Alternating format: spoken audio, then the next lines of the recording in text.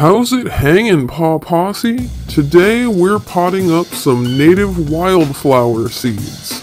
I've got some soil over here. It's just a mix of a few different kinds of bagged soil.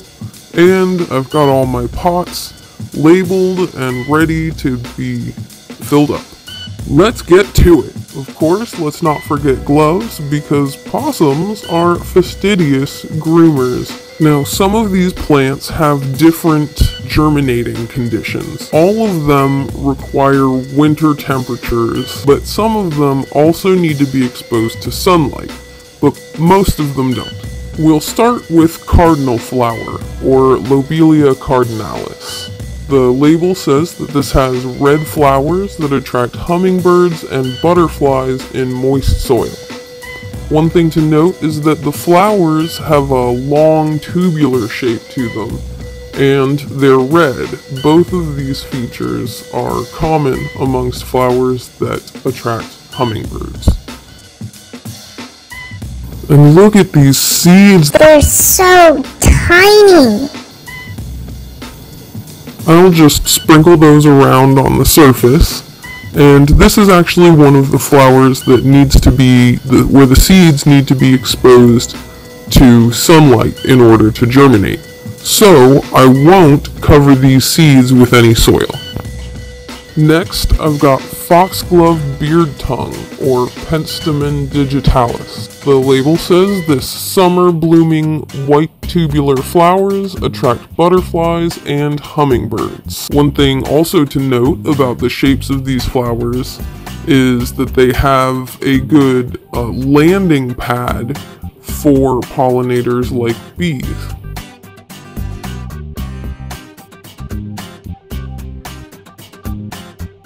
And we've got another teensy weensy seed. These again are some that require sun exposure to germinate, so again I'm just going to sprinkle them over the surface and not put any dirt over them. Now the rest of these plants don't require the sun exposure for germination, so I will be covering all of the rest of these seeds with soil. Next, we've got New York ironweed, or Vernonia novaboracensis. The label says deep purple flowers attract pollinating insects and butterflies. This one I chose because I liked the fireworks-esque appearance and because I recognized it from the wild. Ooh, these seeds have a pappus. That's that little feathery tuft at the end. The presence of this pappus tells us that these seeds are generally wind dispersed. Now let's cover these babies up.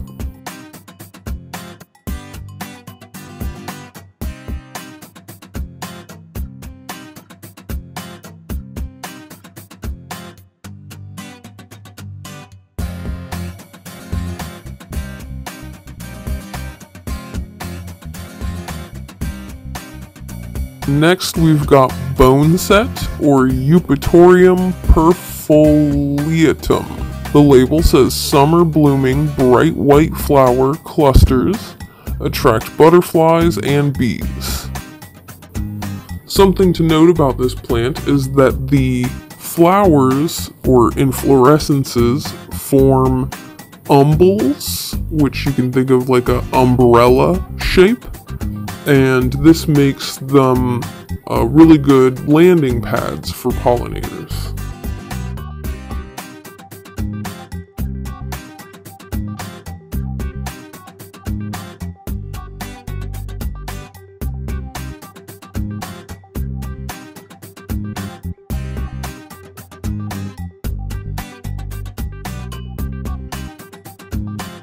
Next, we've got common milkweed, or Asclepias syriaca.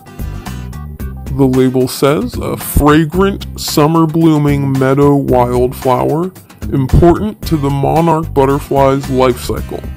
Pink flowers attract many pollinators. Now, this one I grabbed because I have seen them in the wild, and they are gorgeous, and it's almost impossible to see the flowers without having pollinators on them. Now these seeds also normally have a pappus on them, like the previous seeds that we saw, but it looks like they have probably been removed for shipping.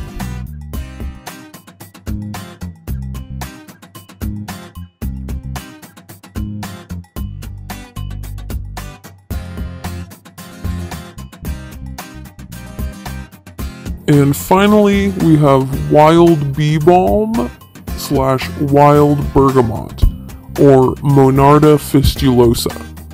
The label says, lavender flowers in summer attract butterflies, bees, and hummingbirds. Leaves make a pleasant tea. Now this plant caught my interest, partially because I have not yet seen it in the wild, but also because my good friend humming bergamot is a relative. And here we are again with the itsy bitsy teensy weensy little seeds.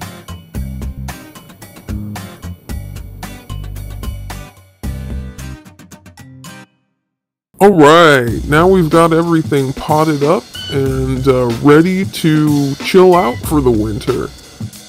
So we're going to take all these pots and tuck them over into a corner of the garden where they will wait until spring.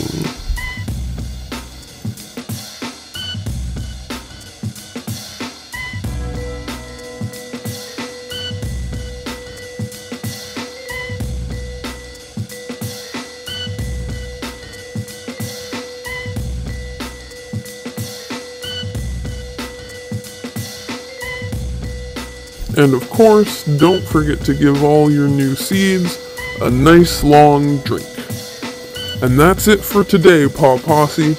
Don't forget to like and subscribe, and leave a comment if you want to make sure I keep making videos. Until the next time we hang out, let the brisk winter get you all charged up for spring.